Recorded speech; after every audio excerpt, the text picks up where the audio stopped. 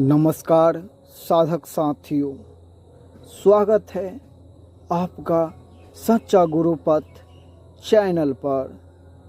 आज हम पढ़ने और समझने जा रहे हैं परमहंस योगानंद जी की अमर कृति योगी कथा अमृत का 11वां अध्याय। अध्याय का नाम है दो अंकीचन बालक वृंदावन में। यह सिर्फ दो बच्चों की साधारण यात्रा नहीं है, बल्कि भगवान पर विश्वास, भक्ति और आत्मसमर्पण की गहरी शिक्षा है।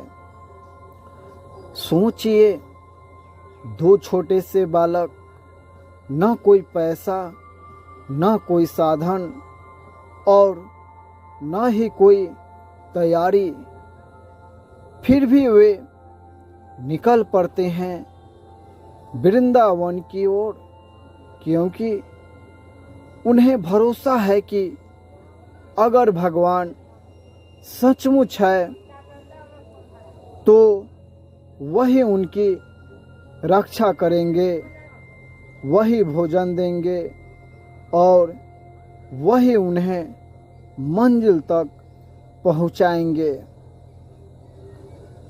आज की इस कथा में हम देखेंगे कि कैसे हर मोड़ पर ईश्वर ने उनका साथ दिया और उन्हें यह अनुभूति कराई कि जब साधक सच्चे मन से भगवान पर भरोसा करता है, तब प्राकृतिक स्वयं उसके लिए मार्ग प्रशस्त करती है।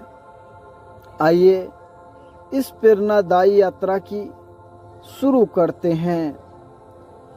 परमहंस योगानंद जी अपने बचपन के मित्रों के साथ रहते हुए बार बार यह विचार करते थे कि क्या सचमुच भगवान हर जगह है? क्या हम उन पर पूरी तरह निर्भर हो सकते हैं?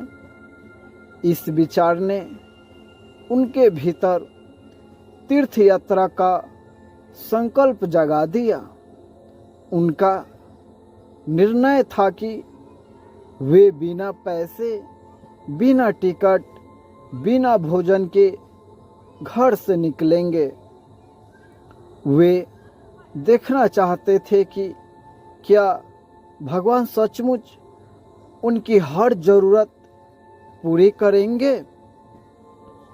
यह विचार सुनकर उनके मित्र पहले से तो चकित हुए, लेकिन धीरे धीरे यह दिव्य चुनौती उन्हें भी आकर्षित करने लगी।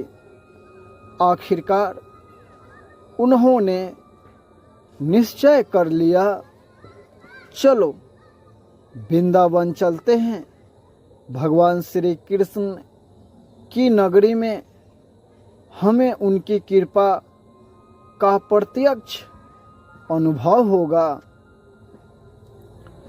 फिर आया वह पल जब उन्होंने घर छोड़ा। कोई धन नहीं, कोई साधन नहीं, बस मन में अटूट विश्वास और होठों पर कृष्ण का नाम। यह दृश्य हमें सिखाता है कि असली साधना वहीं से शुरू होती है जहां मानो सहारे खत्म हो जाते हैं।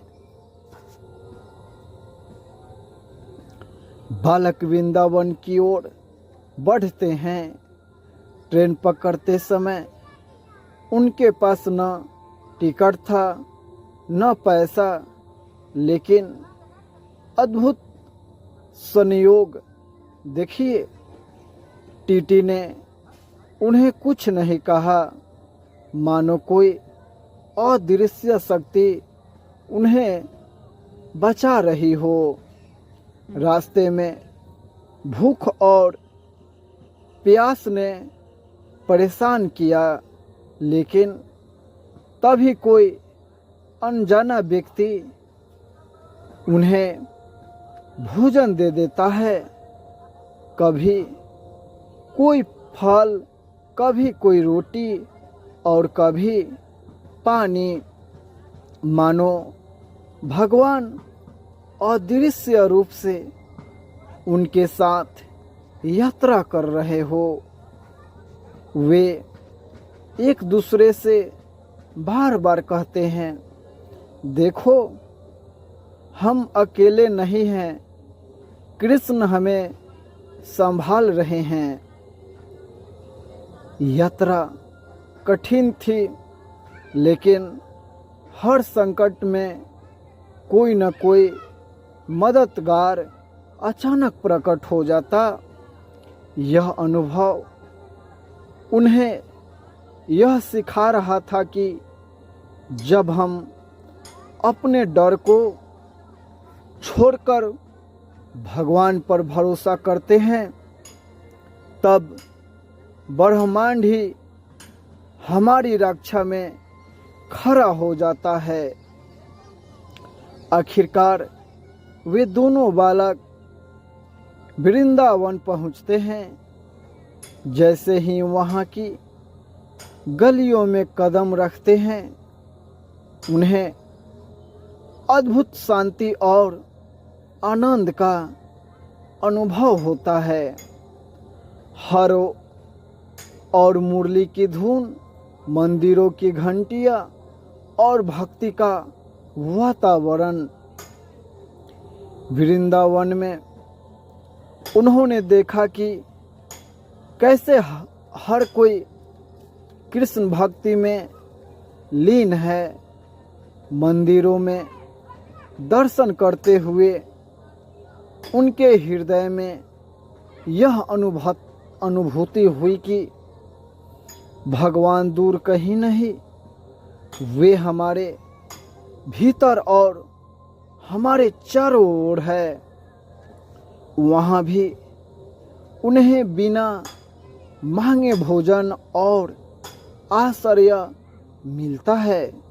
लोग उन्हें प्रेम से खिलाते पिलाते, जैसे स्वयं भगवान ही उनकी सेवा कर रहे हो। यह पूरा अनुभव उनके जीवन की सबसे बड़ी शिक्षा बन गया। उन्होंने जाना कि ईश्वर पर पूर्ण विश्वासी सबसे बड़ा साधन है। जब हम मैं और मेरा छोड़ देते हैं, तभी भगवान अपना चमत्कार दिखाते हैं। तो साधक साथियों, यह था योगी कथामृत का 11वां अध्याय। 2 अंकिचन बालक वृंदावन में। इस कथा से हमें क्या सीख मिलती है? पहला, सच्ची भक्ति वही है जहाँ कोई शंका न हो। दूसरा, भगवान पर भरोसा ही साधक की सबसे बड़ी संपत्ति है।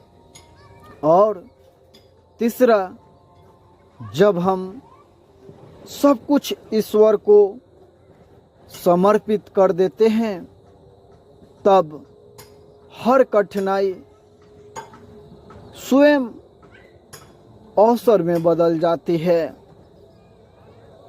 अब मैं आपसे एक प्रश्न पूछना चाहता हूँ। क्या आपके जीवन में कभी ऐसा अनुभव हुआ है कि जब आप बिल्कुल असहाय थे और तभी कोई अदृश्य शक्ति ने आपकी मदद की?